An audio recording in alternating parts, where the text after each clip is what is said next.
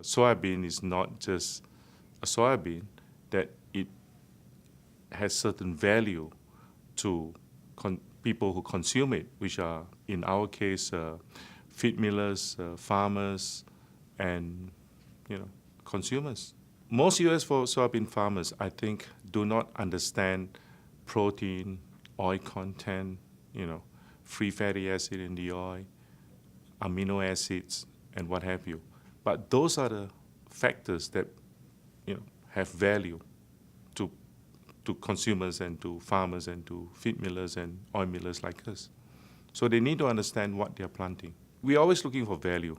And what adds value, for example, for feed would be protein, energy, things like this. And for food, obviously, functionality. Like if we bought a food soybeans, we expect it to make a good soya milk or tofu, and to, of course, have a high yield, to make the maximum amount of tofu and soya milk. So functionality and yield, those are things we look for food. But for feed, we are looking for the essential, ingredients, not ingredients of functionality, such like protein, energy, which is what animals need to grow. The American farmers are probably the most, shall we say, efficient farmers in terms of yield, in terms of supply chain, logistics, and what have you. So they are able to control the whole value chain from the farm to the export.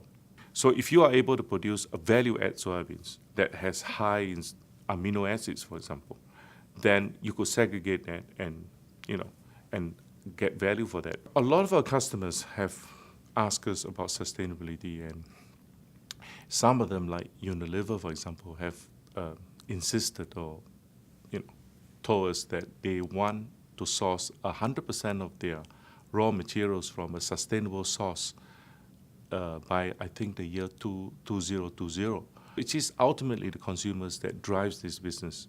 And if the consumers are, or want sustainable products, then the food companies have to produce them, and we have to produce the ingredients to supply to these companies so that they can produce the sustainable products for the consumers. It's a very competitive environment. I believe that once value-add commodities are available at reasonable prices, will definitely make our industry more competitive.